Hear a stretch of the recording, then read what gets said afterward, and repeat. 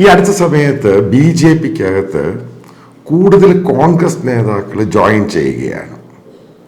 ഇപ്പോൾ ഏറ്റവും അടുത്ത് അറിയാൻ കഴിഞ്ഞത് മുൻ ഫിനാൻസ് മിനിസ്റ്റർ P. ചിദംബരവും അദ്ദേഹത്തിൻ്റെ മകനും BJPയിലോട്ട് ജോയിൻ ചെയ്യാൻ പോകുന്നു ഇലക്ഷന് മുമ്പ്. അപ്പം അതുമായിട്ട് ബന്ധപ്പെട്ടാണ് ഞാൻ ഈ വീഡിയോയിൽ പല എനിക്കറിയാവുന്ന ചില കാര്യങ്ങളാണ് പറയുന്നത്. അപ്പം അശോക് ചവാൻ ജോയിൻ ചെയ്തു മൂന്നാമത്തെ ദിവസം അദ്ദേഹത്തെ രാജ്യസഭയുടെ മെമ്പറായിട്ട് BJP നോമിനേറ്റ് ചെയ്യുന്നു. ബേസിക്കലി ആരാണ് ഈ അശോക് ചവാൻ? മറാത്ത ലീഡറാണ്. അദ്ദേഹത്തിൻ്റെ പിതാവ് ശങ്കർ റാവു ചവാൻ മഹാരാഷ്ട്ര മുഖ്യമന്ത്രിയായിരുന്നു, കേന്ദ്രമന്ത്രിയായിരുന്നു. അശോക് ചവാൻ മഹാരാഷ്ട്ര മുഖ്യമന്ത്രിയായിരുന്ന സമയത്ത് ആദർശ് മൾട്ടി ക്രോർ സ്കാമാണ് നടത്തിയത്. ആ കേസ് ഇപ്പോഴും നടക്കുകയാണ്. എന്തിൻ്റെ പേരിലാണ് അയാളെ BJPയിലോട്ട് എടുത്തത്? പെട്ടെന്ന് BJPയിലോട്ട് എടുക്കുന്നു, രാജ്യസഭയിലോട്ടാക്കുന്നു, അദ്ദേഹത്തെ കേന്ദ്രമന്ത്രി ആക്കുമെന്ന് പറയുന്ന അടുത്ത പ്രാവശ്യം. അതായത് ഹൈലി കറപ്റ്റഡ് ആയിട്ടുള്ള ഒരു പൊളിറ്റീഷ്യനാണ് അശോക് ചവാൻ. അതേപോലെ തന്നെ ഛഗൻ ഭുജ്ബാൽ ഏകദേശം 2.5 വർഷം മഹാരാഷ്ട്രയിൽ ബോംബെയിൽ ആർദർ ജയിലിൽ കിടന്നയാളാണ്. ഏകദേശം 800 കോടിയുടെ ലാൻഡ് സ്കാമാണ് അദ്ദേഹം നടത്തിയത് മന്ത്രിയായിട്ടിരുന്നപ്പോൾ. അയാള് NCPയിൽ കൂടെ BJP ഭരണം കക്ഷി വരുന്നു, അയാളെ മന്ത്രിയാക്കുന്നു. എന്നിട്ട് ഛഗൻ ഭുജ്ബാൽ ചെയ്ത പരിപാടി എന്താ അടുത്ത സമയത്ത്?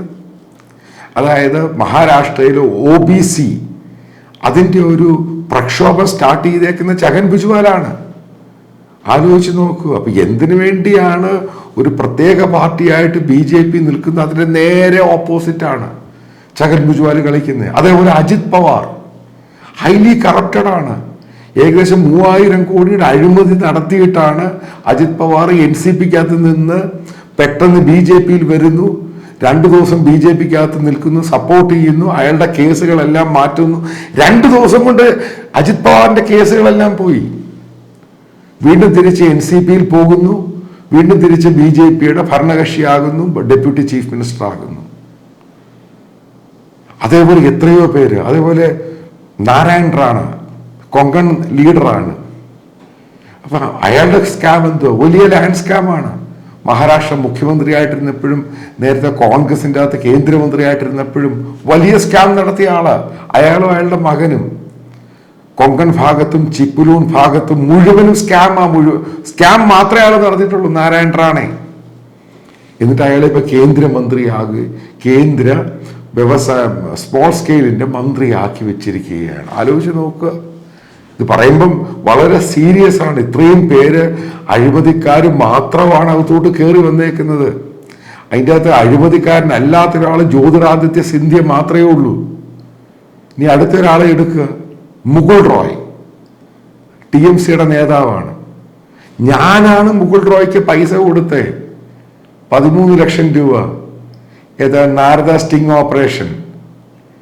ആ മുകുൾ റോയ് അയാളുടെ ആ കേസ് കയറിയെന്നും സ്ട്രോങ് ആയി, CBIയുടെ കേസും EDയുടെ കേസും. എന്നിട്ട് അയാൾ എന്താ ചെയ്തത്? പെട്ടെന്ന് അയാൾ BJPയിലോട്ട് വരുന്നു. ഏകദേശം 6 മാസത്തിനുള്ളിൽ മുകുൾ റോയിയെ BJPയുടെ നാഷണൽ വൈസ് പ്രസിഡന്റ് ആക്കുന്നു. കറക്റ്റ് 1 വർഷം കഴിഞ്ഞില്ല, 1.5 വർഷം കഴിഞ്ഞില്ല, മുകുൾ റോയ് തിരിച്ച് TMC പോയി, അയാളുടെ മകനും. അതേപോലെ സുവേന്ദു അധികാരി, ഇപ്പോഴത്തെ ബംഗാളിലെ BJPയുടെ പ്രതിപക്ഷ നേതാവ്. അയാൾ ആരാണ്? അയാൾ എൻ്റെ നിന്നാണ് പണം വാങ്ങിയത് 5 ലക്ഷം രൂപ. അപ്പൊ അയാളെ പെട്ടെന്ന് BJP കൊണ്ടുവരുന്നു, അയാളുടെ കേസ് മാറ്റുന്നു. അപ്പൊ മുകുൾ റോയുടെ കേസെല്ലാം മാറ്റി. ആലോചിച്ച് നോക്കണം. നാരദയില് മുകുൾ റോയുടെ സമൻസും കേസുകളെല്ലാം വിഡ്രോ ചെയ്തു. ഛഗൻ ഭുജ്ബാലിന്റെ കേസ് വിഡ്രോ ചെയ്തു. അതേപോലെ തന്നെ മറ്റ് പല നേതാക്കളും, അജിത് പവാറിന്റെ കേസ് വിഡ്രോ ചെയ്യുന്നു. ഈ പറയുന്ന എല്ലാ നേതാക്കളുടെ കേസുകൾ വിഡ്രോ ചെയ്യുന്നു. ഇപ്പൊ കമൽനാഥിനെതിരെ കേസുണ്ട്. ഏകദേശം 15 കോടി രൂപ സൈഫൺ ചെയ്തത്. കാരണം അവിടുന്ന് ഡൽഹിയിലോട്ട് അയക്കുന്ന അയാളും അയാളുടെ മകനും കൂടെ, ബന്ധുവും കൂടെ. അപ്പൊ അയാൾ അഭിനയത്തിൽ വന്നപ്പോൾ അയാളുടെ കേസും മാറുന്നു. വീണ്ടും കമൽനാഥ് വീണ്ടും കോൺഗ്രസ് BJP-യുടെ കേന്ദ്രമന്ത്രിയാകുന്നു. മകനെ ലോക്സഭയിൽ വരുത്തുന്നു, അവിടെ മന്ത്രിയാക്കുന്നു, അല്ലെങ്കിൽ മധ്യപ്രദേശിൽ മന്ത്രിയാക്കുന്നു, കമൽനാഥിന് ക്യാബിനറ്റ് കൊടുക്കുന്നു. അപ്പൊ അതേപോലെ തന്നെയാണ് ഉണ്ടാകാൻ പോകുന്നത് ചിദംബരത്തിന്റെ കാര്യം. ചിദംബരത്തിനെതിരെ ഇത്രയും വലിയ സ്ട്രോങ് ആയിട്ടുള്ള കേസുണ്ട്, മകനെതിരെ ചിദംബരത്തിനെതിരെ. ആ കേസ് എങ്ങോട്ടാ പോകുന്നത്? ഇതേപോലെ വരുന്നു, കേസുകൾ മാറുന്നു, ചിദംബരം വളരെ ഹാപ്പിയാകുന്നു. ഇത് മനസ്സിലാക്കേണ്ട ഒരു സ്ഥിതിയുണ്ട്. ഈ വന്ന നേതാക്കളിൽ വലിയൊരു വിഭാഗം തിരിച്ചു പോയിട്ടുണ്ട്. ഇപ്പൊ ഛഗൻ ഭുജ്ബൽ, അയാളുടെ കേസുകൾ മുഴുവനും മാറി. അജിത് പവാറിന്റെ കേസുകൾ മാറി. പ്രഫുൽ പട്ടേൽ അയാളുടെ കേസുകൾ മാറി. ഇവരുടെയൊക്കെ കേസുകൾ മാറി. മൾട്ടി ക്രോർ സ്കാമാണ് നടത്തിയേക്കുന്നത്. നമ്മുടെ ദേശത്തിന്റെ പണമാണ് അടിച്ചു മാറ്റിയേക്കുന്നത്. നാരായൺ റായുടെ സ്കാം എന്ന് പറയുന്നത് നമ്മൾ 0 ഇട്ടാലും തീരത്തില്ല. ആ രീതിയിൽ പോയി മുഴുവൻ ആൾക്കാരെയും BJP-യിൽ കൊണ്ടുവരുന്നു, അവരുടെ കേസ് മാറുന്നു, അത് കഴിഞ്ഞവർ തിരിച്ചു പോകുന്നു.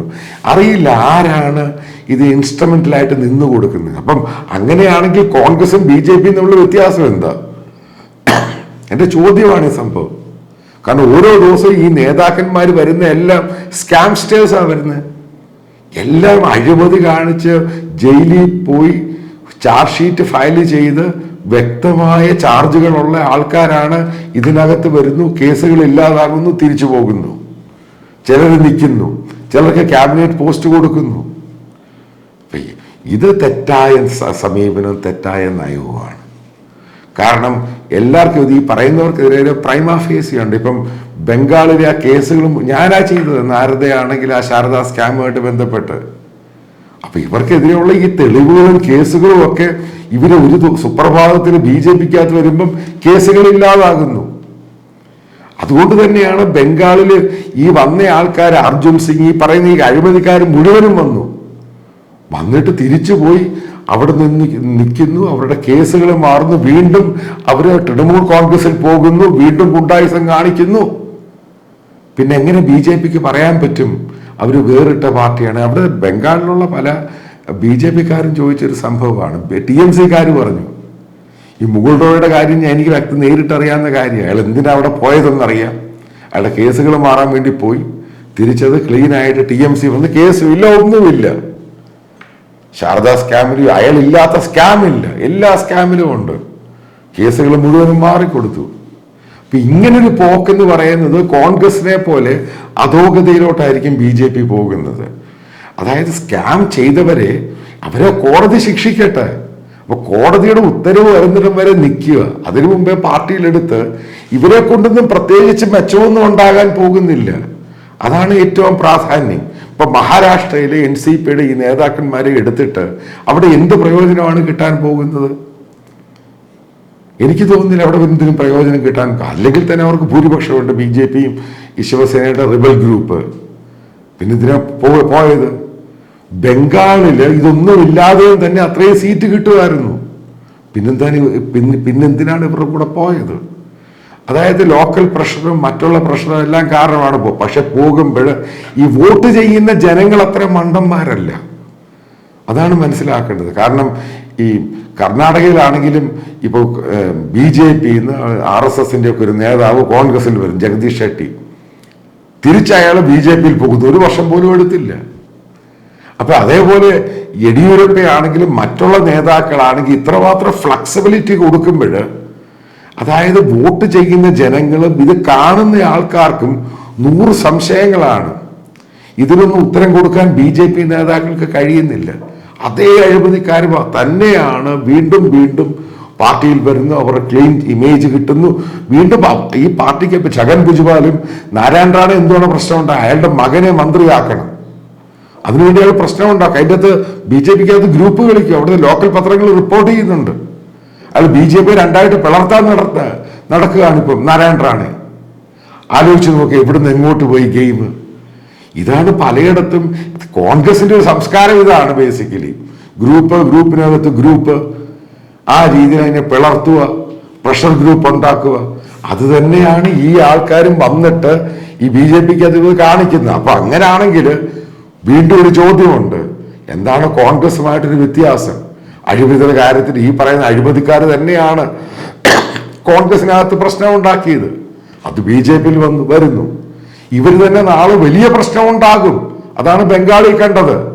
അത് മറ്റു പല സംസ്ഥാനങ്ങളിൽ ആവർത്തിക്കാനുള്ള സാധ്യത ഞാൻ മുൻകൂട്ടി കാണുന്നു.